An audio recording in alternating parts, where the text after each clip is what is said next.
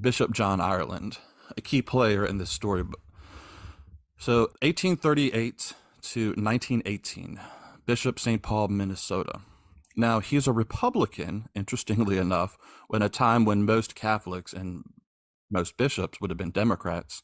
Now, he promoted racial equality when it was still considered sort of an extremist position to promote such ideals, right? If you can imagine.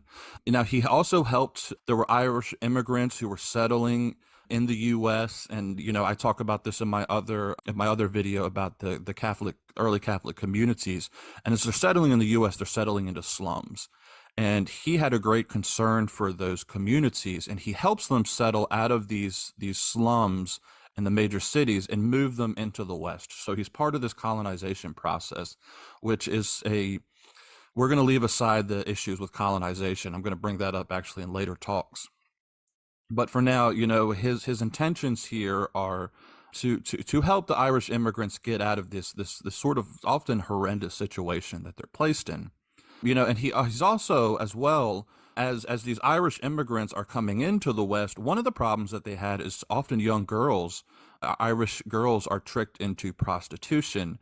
And so he helps to establish a society that's dedicated to protecting these Irish girls, both from getting tricked into the prostitution rings, but also getting them out of it once they're in it. So those are two key features of him. He's also very involved in the civic world of the U.S. He's friends with both President McKinley and President Roosevelt.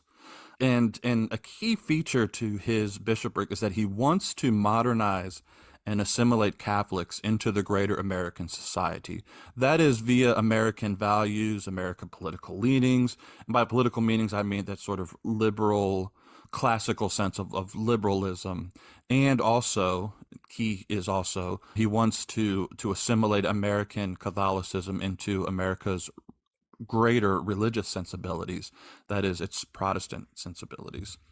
And oftentimes he's at odds with other bishops and with Rome, and he's especially defiant towards the papacy when some of these issues are getting decreed from Rome during his lifetime and during his bishopric. He's often a guy that's the one that Rome is pointing to when they're saying there's a problem with some of your prelates and some of your bishops. It's all but naming people like Ireland. So I just want to point out here, I try to be as objective and fair as I can in all of these things. This is a complex man. He's not totally without his redeeming qualities, okay? I mean, you can see here, right? I mean, he's promoting racial equality, which is a good thing. He's helping Irish immigrants get out of the slums. He's helping to protect young girls from prostitution. All of these things are things that we can, laud him for as admirable qualities. But he's also a proponent of Americanism in the heretical sense that Rome means it, but also in the secular sense of Americanizing the Catholic Church. And some of the later problems that we would have in the American Catholic Church after the reception of Vatican II and the liturgical forms in the U.S. and some of the insanity that ensues from that, if you're wondering where some of that comes from, there's a long history of it that sort of goes back to people like John Ireland, who wants to see the American Catholicism basically absorbed into the American ethos, really to the point of oblivion. Father Alexis Toth, 1853, 1909. So he was ordained a priest in the Ruthenian Greek Catholic Church, 1878. He was a widower.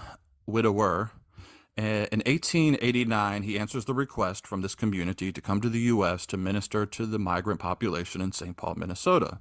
And it was the custom of the time for Eastern priests to visit the reigning Latin bishop, right? There's no real bishops for them to answer to in the U.S., so they just as a customary thing would come to the Latin bishop to introduce themselves.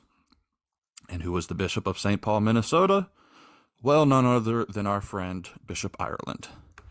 And herein lies the conflict. Now, I'm going to quote at length here from Toth's own memoirs.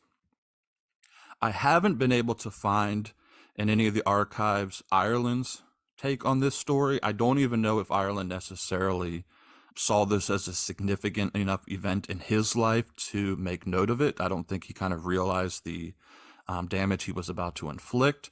But we're going to stick with Toth's story, though I always say with history, the old saying, there's two sides to every story. So, let's give Toth his due here. I don't think he probably wasn't dishonest, but there's probably Bishop Ireland had his story as well, and we can infer from some of what happened and some of what we know about Bishop Ireland what becomes of this. So this is from Toth's memoirs. This is how he says the exchange went when he introduces himself to Bishop Ireland. Bishop Ireland asks, "Have you a wife?" Toth replies, "No." "But you had one." "Yes, I am a widower," Toth said. At this, the bishop threw his paper on the table and loudly exclaimed, "I have already written to Rome protesting against this kind of priest being sent to me."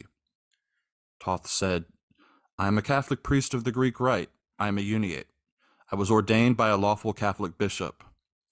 I do not consider either you or this bishop of yours Catholic. Besides, I do not need any uniate priests here. A Polish priest in Minneapolis is sufficient. The Greek Catholics can have him for their priest." Toth replies, "But he belongs to the Latin Rite. Our people do not understand him. They will hardly go to him. That is why they built a church of their own." Bishop Ireland says, "I gave them no permission to build, and I shall grant you no permission to work there." Now, keep in mind in the context to what kind of man we're talking about here with Ireland. As I'll show later, a difficult reality that we as Catholics must accept, Latin Catholics in particular here, about our own past is that our bishops and our missionaries, in the Native American affairs in particular, as it's another story I'm going to get to at another time, took a policy of strict assimilation.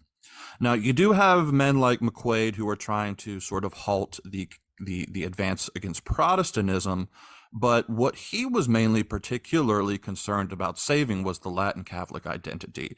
He wasn't necessarily concerned about saving the Eastern Catholic identity. And, at times, just as much as we, the Latins, want to protect our unique identity, these Eastern Catholics wanted to protect their own unique identity.